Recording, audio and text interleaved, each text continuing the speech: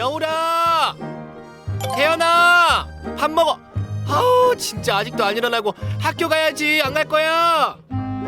당신 뭐해? 빨리 준비해. 애들 좀 챙겨주고. 나 진짜 힘들어 아침마다. 알았어. 당신은 오늘도 새벽부터 일하느라 바쁘네. 잠은 좀 잤어? 아휴 무슨 소리야. 원고 마감이 얼마 안 남아서 잠잘 시간도 없었어. 자기는 막 코 드르렁드르렁 거리면서 자더만. 시간은 자꾸 가고 글은 안 써지고 정말 미치겠다 진짜. 내가 다시 태어나면 이 일을 하나 봐. 손목이 다 시큰거리네.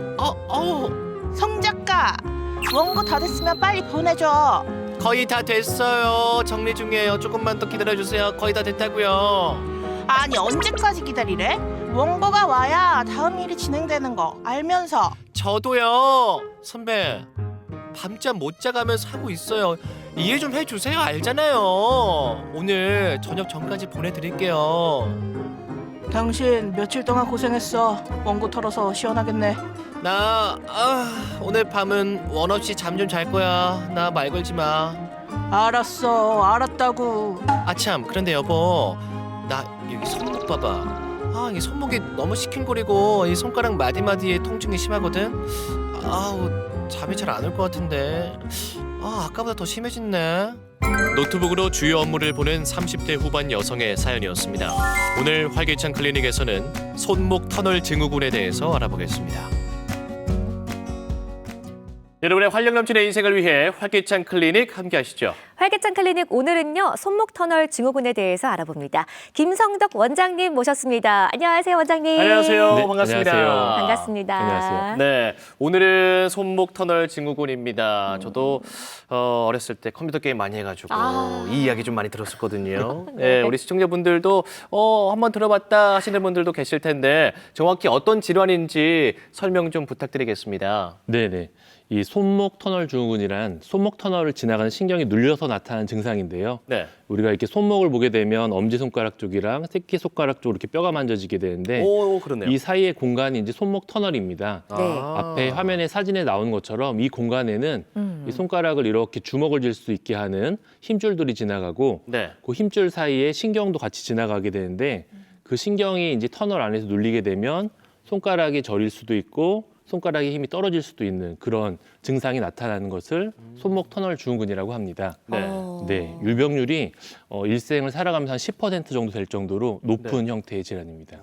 그렇군요. 네. 선생님, 그럼 어떤 원인에 의해서 이 손목 터널이 좁아지거나 또 이 터널을 통과하는 힘줄에 문제가 생기게 되는 겁니까? 그 원인 같은 게 특별하게 뭐가 있다, 유발인자가 없다 이렇게 했을 때 우리가 특발성이라고 하는데요. 네. 대부분 손목 터널 증후군의 원인은 특발성이 많습니다. 하지만 그 밖의 원인으로는 네. 우리가 이제 손목 터널 구조 자체를 크게 이렇게 망가뜨릴 정도의 골절이 있거나 탈구가 있었던 경우들의 후유증으로 나타날 수도 있고 네. 류마티스 관절염이나 아니면 종양 같은 거에서 눌려서 그럴 수도 있고요. 전신성 질환으로다가 우리가 뭐 당뇨가 있다든지 갑상선 기능 저하증, 알코올 중독 등이 있을 때도 그럴 수 있고요. 아무래도 직업적으로 손목이라든지 손을 많이 쓰게 되면 더 손목 터널 증후군에 더 노출이 잘 될 수밖에 없습니다. 그렇군요. 아까 민수 씨처럼 우리 어릴 때 이 게임 같은 거 많이 했을 때는 과도한 게임 뭐 이런 것도 원인에 넣어야 되는 거 아닙니까? 저는 정정하겠습니다. 네. 아주 공부를 많이 해가지고 펜을 많이 잡아서. 늦었어요. 늦었나요? 예. 네, 알겠습니다. 아무튼 네. 뭐 다양한 원인이 있네요. 맞습니다. 그러면 이 손목 터널 증후군 일단 이게 걸리게 되면 손이 많이 불편할 거 아니에요? 네네. 통증이 뭐 심하게 오는 겁니까? 좀 어떤 증상이 나타나게 될까요? 일단은 증상은 크게 두 가지라고 생각하면 되는데요. 네. 하나는 신경이 눌리면서 나타나는 감각에 대한 증상. 두 번째는 신경이 눌리면서 나타나는 운동 기능, 네. 마비 같은 운동 기능의 저하 네. 이렇게 보는 건데요. 네. 이 감각 증상은 이 사진을 한번 보셔야 되는데요. 사진에서 이 손목을 통과하는 정중신경이라고 하는 거는 네. 첫 번째, 두 번째, 세 번째 손가락 그리고 네 번째 손가락이 반을 담당하게 됩니다. 따라서 손목 터널이 눌리게 되면 이 1번, 2번, 3번 손가락의 저림감, 뭐 화끈거림, 네. 뭐 찌릿찌릿함 여러 가지 증상으로 표현이 되게 되고요. 네. 만약에 환자분이 모셔서 뭐 다섯 손가락이 다 저리다라고 네. 해도 뭐 손목 터널은 아니네요 이렇게 얘기할 수는 없는데요. 하지만 만약에 내가 4번째나 5번째 손가락만 저리다라고 해서 오시면 네. 이건 손목 터널 증후군이 아닐 가능성이 높습니다.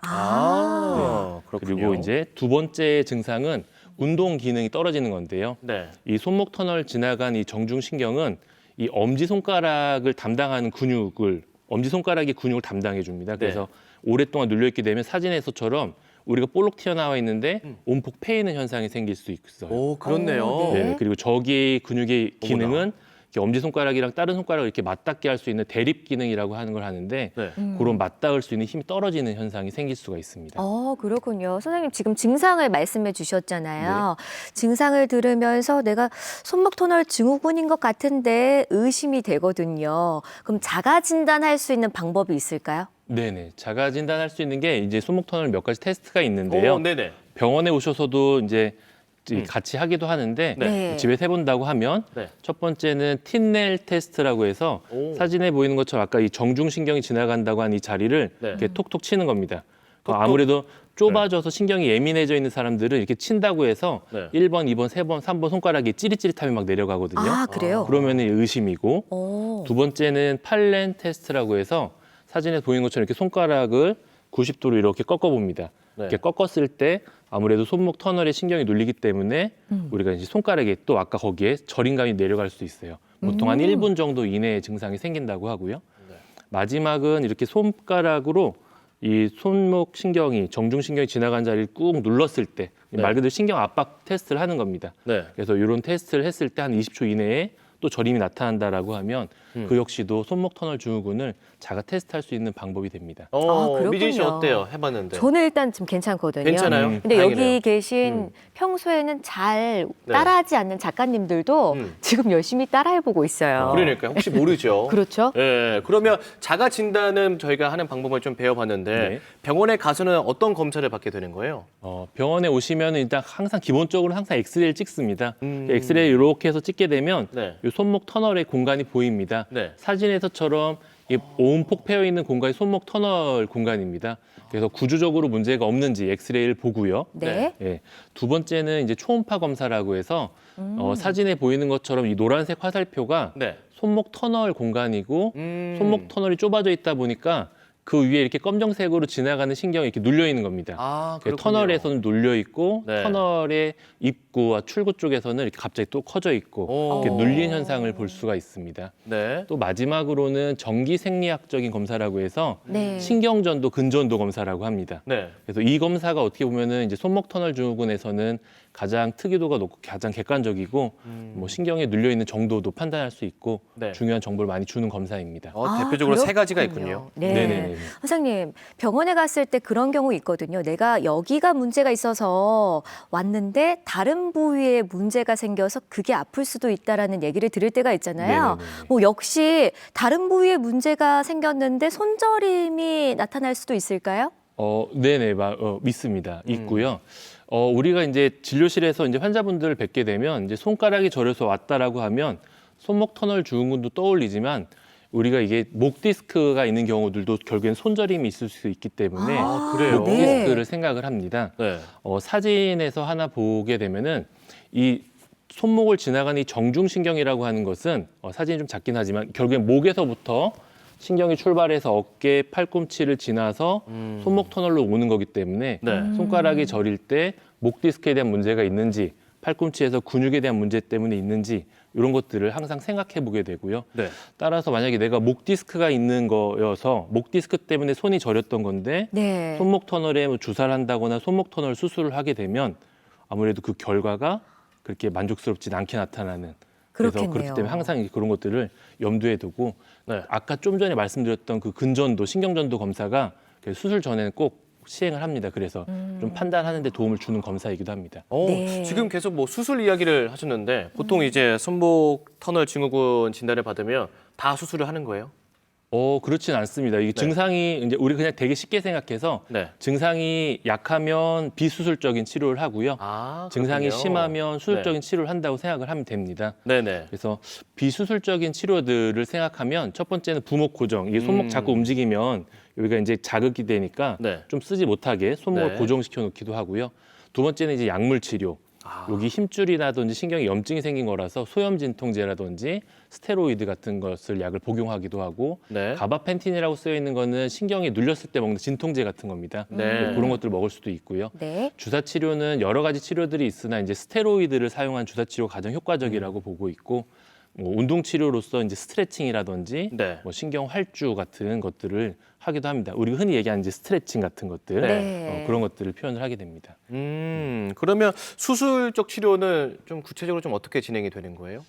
수술적인 치료는 네. 이제 결과적으로는 아까 그 보여주었던 네. 화면에도 나오게 되는데 손목 터널을 덮고 있는 인대를 이렇게 끊는 겁니다. 자르는 거예요. 아, 그래요? 잘라서 아프겠네요. 네. 눌려있던 신경을 이렇게 팍 풀어주는 겁니다. 제거를 하는구나. 네네네. 그래서 뭐 비수술적인 치료를 했는데도 네. 효과가 없거나 아니면 아까처럼 엄지손가락에 뭐 힘이 떨어져 버리거나 네. 아니면 뭐 치료를 했는데 또 재발하고 뭐 10개월 이상 계속 지속되거나 네. 아니면 이게 보통은 이게 밤에 이제 많이 저려서 보통은 깨거든요. 아, 네. 밤에 저려서 막 깼다, 손을 털었다 이렇게 하는데 네. 그것뿐만 아니라 주간에도 낮에도 계속해서 손이 저리거나 그러면 그때는 수술적 치료를 고려해보는 것이 좋습니다. 아, 그렇군요. 이렇게 손은 사실 평소에 저희가 참 많이 사용을 네. 하잖아요.